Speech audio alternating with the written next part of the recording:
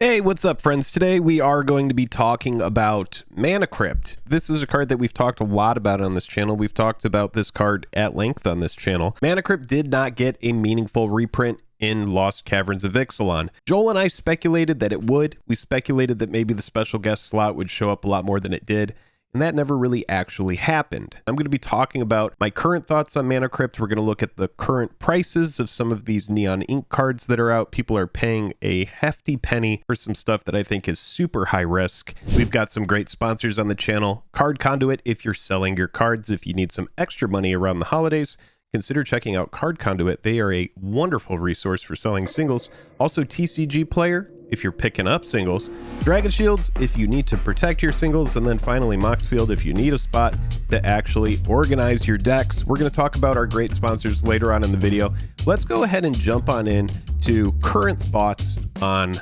Mana Crypt.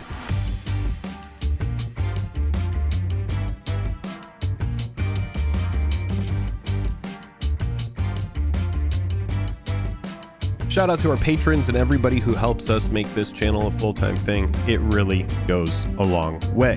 Okay, so Mana Crypt. Earlier I said it didn't get a meaningful reprint. What is a meaningful reprint? When someone says that, what does that mean?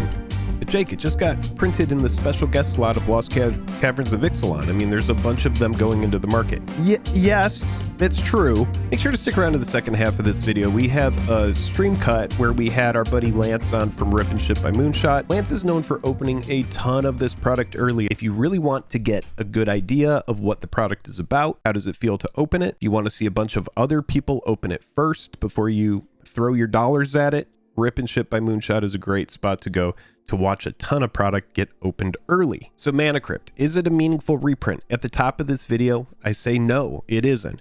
We did speculate that it was going to be meaningful, but the special guest slot, which don't get that confused with any of the other slots in the pack. Don't get the special guest slot confused with the box toppers. Those are not the same cards. The special guest slot is a specific slot in the packs that has a low percentage of appearing. What we've heard is the special guest slot appears once in every set box.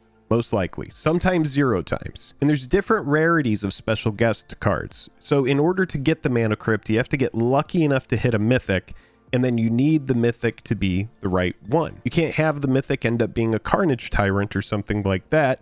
You need the mythic to be a Mana Crypt. And then there's different tiers to Mana Crypt's rarity depending on the color. We originally speculated that maybe if Mana Crypt is getting printed in this special guest slot, this is going to be them dumping tons of Mana Crypt into the market, and that just is not the case. The card is still extremely rare.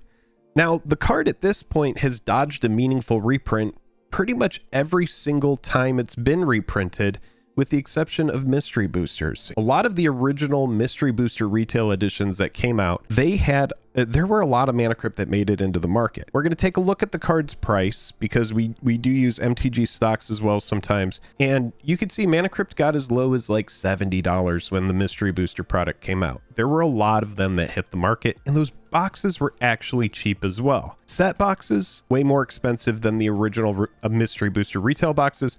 Then also, we know collector boxes to be very expensive. Now, the special guest slot does show up more in the collector boxes, but like we mentioned before, there's uncommon, rare, and mythic rarity, and you have to be lucky enough to hit the mythic, and then you need to find the Mana Crypt. So with 2 or 3 special guest slots per collector booster, there should, in theory, be a lot more of them making it into the market. But what we really want when a card is meaningfully reprinted is for it to make it into, let's say, a Commander Masters type set where you have a ton of cards in each pack that can be rare or mythic, and it just shows up in regular draft boosters at a normal mythic rate. That would be a lot more Mana Crypt making it into the market a lot more quickly. As you can see, a lot of the cards from Commander Masters have dropped in price, but it seems like Wizards of the Coast wants to keep Mana Crypt expensive. So when is the best time to buy it? Realistically, if you don't need Mana Crypt and Commander, just hold off. Hold off to buy it until you absolutely need it. If one of these special guest Mana Crypts actually speaks to you and you're like, dude, I gotta have the green one, I don't care, well then buy the green one for the best possible price that you can, and that goes for any of the other colors. If you're like, nah, dude, I have to have one of these, I would just say, know that buying it now, especially when the set has just come out, we haven't really waited a lot of time. There's so many different factors to consider, but the main thing that you need to consider is that when they do meaningfully reprint Mana Crypt, it will be a lot less expensive. And that means when they just jam it into a regular box of cards, not a collector booster, not a special guest slot, nothing like that, just regular mythic in a master's level product should be enough to lower the price to a more reasonable point of acquisition. This is just looking over here on TCG Player, but right now there's a lot of interesting things that are happening. You have the mystery booster one here, which is the list version. That's 141. You've got Eternal Masters up here, or Double Masters, excuse me. That's 139.96. Then you have 140. This is about like the base price of Mana Crypt is like around 140 bucks right now. If you look over here, you're going to see yellow, purple, blue, green, all of these different ones.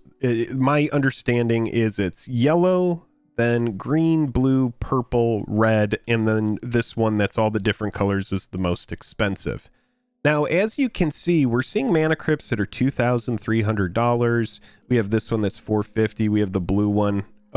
Yeah. So because yellow, green, blue, purple, red. Yeah, you could tell by the price which one's how the rarity works. Wow, Jake, what a concept. Blue, purple, red, and then this one, which is extremely expensive. They're still gathering sales data, so no sales data on this yet, but this is the most expensive one, is the one that's like all the different colors. My thoughts on this are we have all these Mana Crypts that are like blue, purple, red, this one, and they're all eclipsing the price of Mana Crypt from Kaladesh, which I think is just clown shoes. This card was actually extremely hard to find. There were a lot of masterpiece cards that came out of Kaladesh. So you had this card, you had Soul Ring, and then you had a lot of crappy stuff like Verdurous Gearhulk, just junk that didn't even get close to this price. So you would be opening boxes of Kaladesh back when that set came out. I'm not going to go look up all the years because no one really cares. But it was years ago. It was before the pre-variant era. Remember, the variant era started in Throne of Eldraine in late 2019. So Kaladesh came out years before that. You had to open like 3 or 4 boxes of Kaladesh before you would find a masterpiece card. So this is just going through draft box after draft box trying to find these. And so if you get lucky enough, you have to be like, well, hopefully it's not a Meek Stone. Hopefully it's not a Gearhulk, and I get lucky enough to pull the Mana Crypt. So you're opening like $400 worth of product before you even find one of these rare masterpiece cards. Most of the set, because it's all draft product, is decimated in price, with the exception of those speed lands that came out in there and like a few other niche cards. A lot of the set is just worth junk. You're searching for these specific cards. Wizards of the Coast since then has come up with a way to have different colors of the same card that are just essentially adjustments to the hue of what the card is. So this one will be green, and then we'll adjust the slider, and this one will be blue, and we adjust the slider, this one's purple and red, and so on. They show up at different rates, and people now in 2023, years later, when I'm telling you this shit right here, boom, that Mana Crypt up there that I'm pointing at, this thing, this was super freaking rare, dude. And this card right now is going through a big adjustment because I don't think people realize just how freaking rare this card actually is. When you look at the yearly chart, you could just see there are people dumping it. It's so funny that people are dumping it too, because it's so freaking rare. I'll tell you this, not financial advice, but this is getting down to like an acquisition point for me. This other stuff printed in 2023, it is rare. I'm not saying that if you pull this, you know, multicolored Mana Crypt or this red one that, oh, you know, that's a crappy pull. But what I'm saying is this rarity back then actually meant a lot more. So I think there's a lot of people that maybe have this card that don't really realize exactly how rare it actually is. And they're just thinking, well, we're going into the variant era and they're reprinting Mana Crypt into the ground. Dude, until all of this and until the economy started dumping, you know, in the last couple years, anytime Mana Crypt got reprinted, it would not really affect the price of the masterpiece. This thing just operated on its own rules because it came from something that was extremely difficult to find. Like I said, you would have to open 4 boxes of Kaladesh, 3 or 4 boxes, before you even found a masterpiece, and then it's like a 1 in 25 chance that you pull the right one. Let that sink in. So you have to find it, and then it has to be the right one. Just nutty.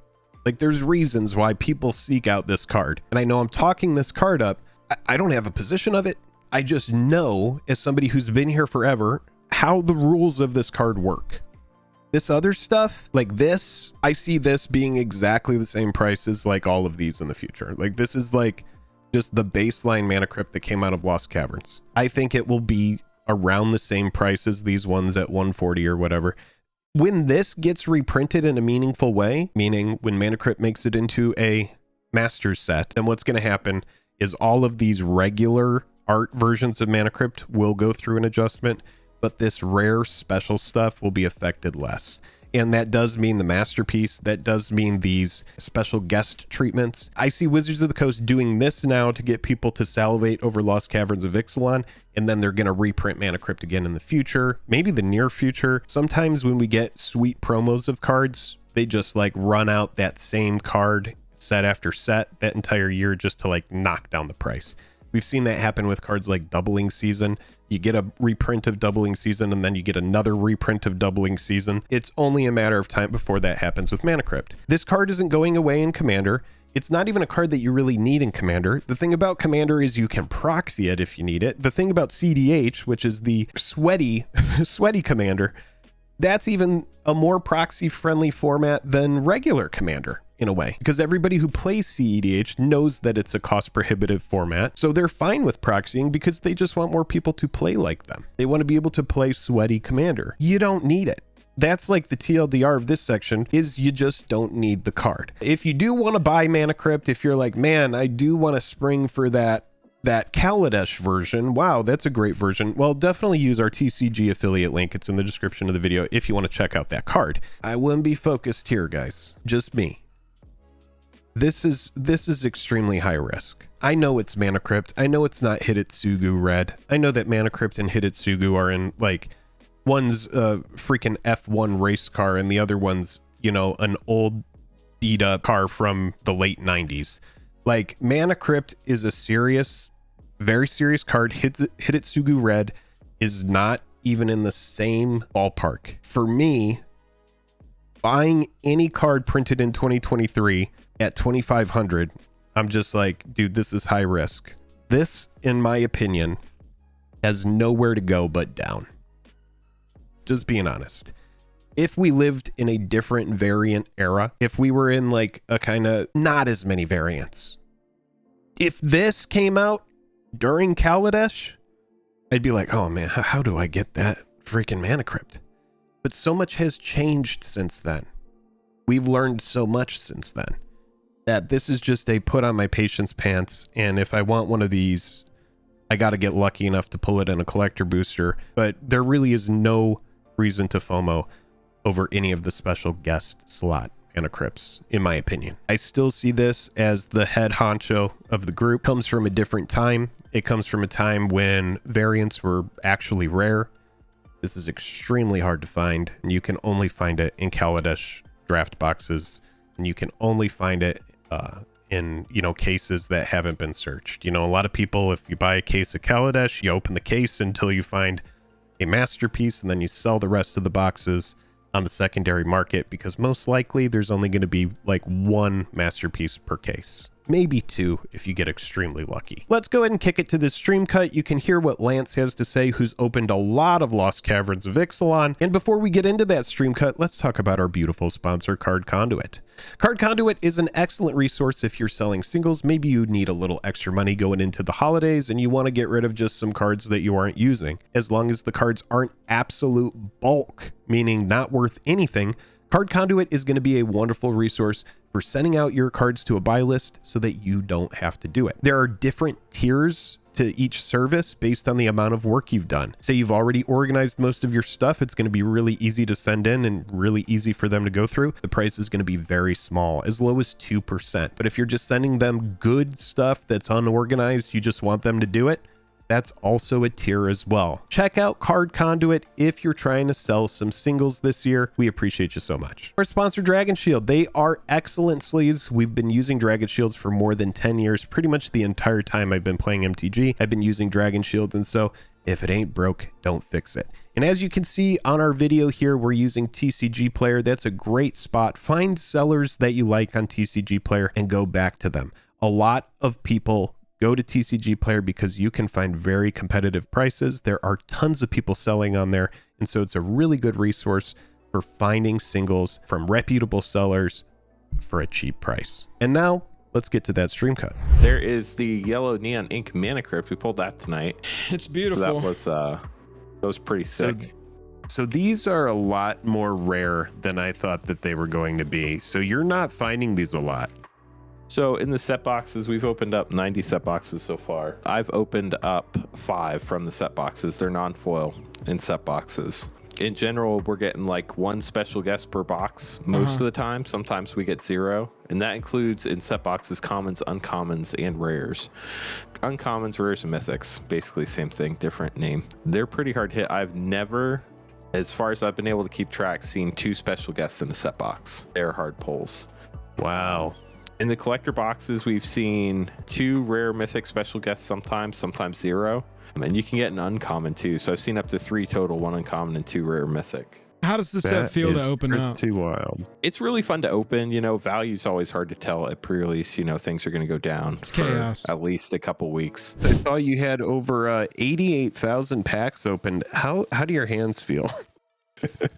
It after a week like this, it can be pretty annoying, but it's still a blast. Talk to us about Mana Crypt. How often are you seeing it? You think it's going to move the price? So the art's really cool. I like the I just saw the neon ink tonight, so I haven't seen the different colors. That'll be interesting to see, but the art's really cool. I think in foil it will definitely pop more. I haven't seen it in foil non-neon ink, so I'll be interested to see that one in person. But like I said, we pulled 5 non-foils out of 90 set boxes, and we've just pulled the 1 neon ink out of 16 collector boxes so far. And I mean, that's going to be a pretty hard pull for just even regular foil. There are 13 rare mythic special guests, and there's only an 8% chance you pull it in that back slot. Right. So I mean, it's a mythic, so it's probably harder to get than a rare within that 8%, and you're looking like at a very small 0.% that you pull a foil Mana Crypt back there. And you said you're getting like 1 special guest slot per set box? Yes, sometimes 0. I've never seen 2. Okay. I see Dingo's asking about Cavern of Souls. We pretty sure I pulled a foil borderless. I might have pulled a regular foil, and I pulled maybe like 2 non-foil borderless tonight. It's a set mythic. It's not a play booster. I mean, it's not a play booster. It's not a special guest. Maybe one day it'll be a play booster. I got all these terms bouncing around in my head, dude. Well, I have all to the agree foil with Jank. terms are hard to keep track of too. Jank is saying chances are this isn't going to really bring the price of them down very much. Yeah, I'd have to agree. I had a price prediction for Mana Crypt that it would get to, you know, like sub 100, and it looks like it's probably not going to happen. If you only open 5 in that much product, Yeah. I mean, those will just get soaked up, and they're probably even going to have more of a demand than the normal version because they have some big pimped out, you know, neon ink thing going on. Yeah, and I'm not like a big MTG Finance guy. I'm really bad at all these trends, but the contrary in me kind of wants to say, well, maybe the price might even go up because people were trying to sell their Mana Crypts to get ahead of it, and now that they're not as rare as you would think, maybe it bounces. Opposite day. Yeah, that can happen. Possibly. This doesn't come off as meaningful reprint, in my opinion. I think it is a reprint. It's definitely a reprint, and it should affect the price in some way. But this isn't like, you know, in the video we just talked about where we're talking about Demonic Tutor and Smothering Tithe getting printed into a Commander Master set where you have booster packs that, sure, they're expensive, but you're opening, you know, 3 or 4 rares a pack and or mythics. It seems like it probably won't dip that much based on your numbers. On this one? Like, I know they've obviously had borderless art before, I believe, in a box topper somewhere. Do you think this new art is more desirable than like the main Mana Crypt art that's just straight out of like mystery boosters? Or where do you think this falls in the desirability? Like, is this one maybe one of the more expensive ones, and then the older ones kind of take a dive a little bit? Chad, I'm pulling them up for y'all. I don't think it's, I would say as far as like masterpiece, Mana Crypt and like Double Masters original, like that came out of VIP, I don't think it does like what those do. Just in my opinion. Like Masterpiece Mana Crypt is a whole different time, and that one has this weird kind of premium. And then, you know, Double Masters VIP is a weird product as well that was in like a growing pains time for MTG. I would say like this one probably for me, just because it comes out of the variant era and collector boxes, I think it might be more desirable than the EMA art. But like the EMA art is also, you know, there's a lot of people that just want their Magic deck to look like a Magic deck. So I think they all have their own kind of their own premium. I mean, this is really cool. If someone likes those different Neon Ink versions, then they're just going to gravitate toward it. I would imagine it's probably going to at least be, you know, like 150 or 200 if I had to guess. Yeah, I mean, Probably. obviously the Masterpiece is my favorite. I don't know. I got lucky Masterpiece enough is to open definitely one my of those favorite. up. That's awesome. Yeah, I mean, I can't believe you opened that. Here's the thing is like, are these Neon Ink versions, are they going to have a tiered out system like Hitotsugu? Is like red going to be the hardest one to find? They actually Are they? posted that. What were the, Yeah. what was their answer to that? So they didn't give the exact odds. Like last time they said it's half as rare or twice as rare or whatever. But they Sure. said the 3-color one is the rarest one. Okay. And then red, and then purple, and then I'm pretty sure it's green, blue, and yellow. Okay, so you have found the quote unquote easiest to find of the for sure, bunch definitely. so far. Wow. That's what we Okay, pulled. so that changes the whole game plan then, because obviously whatever the rarest one is going to be extremely rare. Now they've created, I mean, maybe that does get up to Masterpiece just because it has this rare kind of manufactured scarcity to it, you know? For sure. And I think you know, the way they haven't published the different rarity percentages, but I think if you go and look at the Neon Ink Red Hitotsugu, that one definitely has a huge premium over the others. I know they've probably all come down quite a bit. I know like the blue and green one did for sure. I looked at it a couple months ago. I don't know where the red one's. We looked But at that those a was couple definitely- weeks ago on stream as well. Those have all crashed. Mana Crypt ain't Neon Ink Hitotsugu. Mana No, I Crypt mean, it's ain't playable. Hitotsugu Devourer of Chaos or whatever the card is called. Yeah, it's a playable card. And so it's hard to compare it because as Jake was talking about, I think it gets up. My gut is going, well, look at Neon Ink Hitotsugu, but it's also Mana Crypt. So it's doesn't it's a get to way play by the different card. same rules. Right, exactly. A way different card. I mean, But they that yellow tested. one, You saw it. They tested the red. They're like, oh, wow, this is going to be big. Now imagine what we do Yeah. if it's a playable card. Right. yeah, man. Exactly. That yellow one, I would say baseline cheapest it will ever be is going to be equal to whatever the cheapest copy of Mana Crypt is. Mhm. I would say it's not ever going to be lower than that because this special guest slot seems to be extremely rare. If you've opened 90 plus set boxes and you've only found 5 of them so far, or until tonight, I guess those numbers changed a little bit because you Well, came we to didn't us open after any set tonight. We Oh, just you did didn't? collectors, but you just did collectors. Okay, and but it's none just like, tonight. You know, you hit like 2. The first night we opened 24 boxes, we hit 3, right? And then Right. the next 2 nights we did 24 boxes and we hit 1, and then the last night we did 18 boxes and we hit 0. But then you're hitting like multiples of some of the other mythics some night, like maybe you hit a couple Polyraptors and you don't hit a Mana Crypt, you know.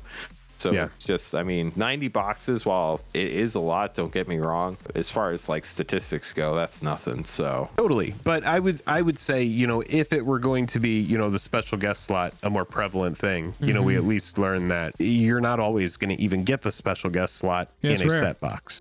Yeah. So, I mean, that's good to know. Jonathan Grimm says, don't lie, Mana Crypt will be available more. 14 variants still adds. Of course it does. Yelling at us. I know you Jonathan. guys don't want Mana Crypt to decrease, but I don't care. I have 0 position on Mana Crypt. I've already sold all my Mana have Crypts. 0 I'm fine copies with of it Mana going Crypt. to 50. Yeah, dude, get Yeah, on. I don't have any. Get on down, I would baby. snap by them. Sheesh, dude. I'd be friend. totally down to get them. I don't think you understand We how do I appreciate engage the with passion, this game. though. Good passion. This Really is good passion. well Love passioned. the passion. Love that.